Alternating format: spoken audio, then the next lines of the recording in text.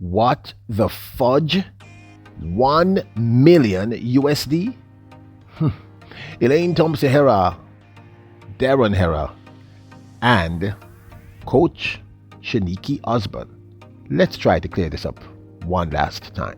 Welcome back to the channel, people. Welcome back to the channel. If this is your first time here, thank you for making it Peter Lloyd World. Go ahead, please hit the subscribe button so we can continue to go. When you do that, hit the notification bell so you know when the next video drops. You drop a video at least once a day here in Peter Lloyd World. Also, if you enjoy the content, please hit the like button and finally leave your thoughts. After this sports analysis where we take a look at and we break down the races. So, you ready? Yep. Good to go. Well, we have been going through this process regarding the breakdown in negotiations between Coach SHANKIE Osbourne and the HERAHs, meaning Elaine Thompson HERAH and her husband, Darren Hera. And we heard first from the HERAHs management, and then, well, Elaine Thompson HERAHs management, that is.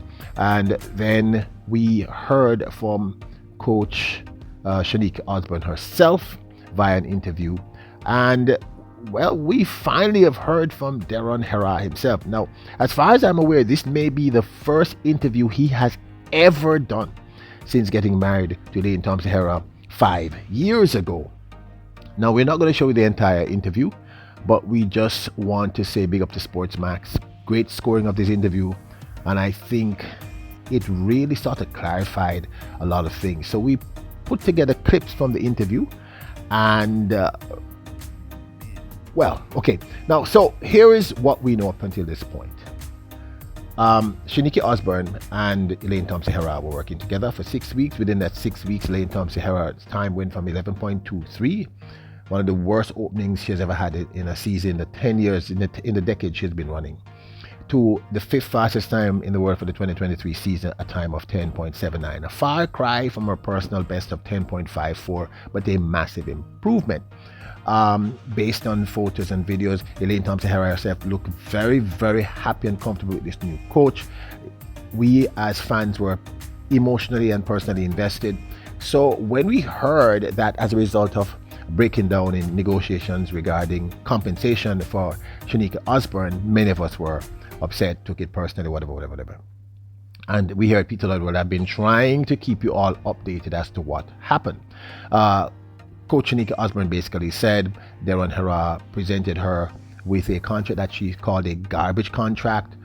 She demanded 15% compensation, which based on what, which I'll clarify for a little later on.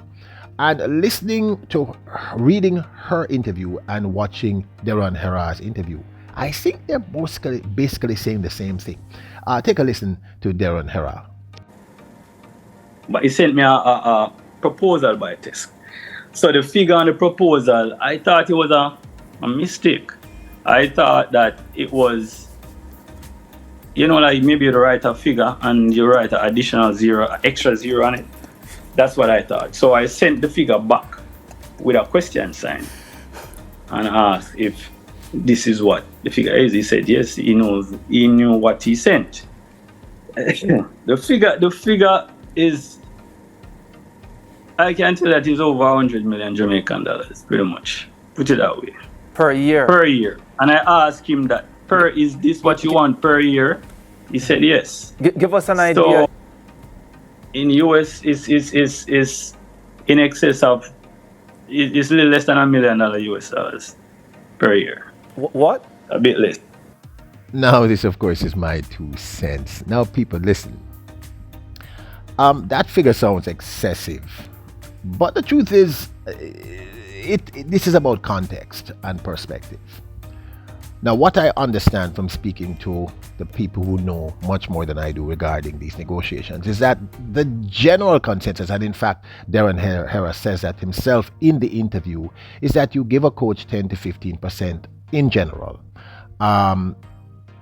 of earnings from sponsors, etc. However, the catch here is that that coach would have had to have been a part of those negotiations that brought about that compensation for the athlete. In other words, so what Darren Hera is saying is that Elaine Thompson HERAH deal with Puma and the other persons had nothing to do with any coach. Remember, she was coachless technically for quite some time. So she herself negotiated those sponsorship deals. So those monies are hers, and no coach had anything to do with it.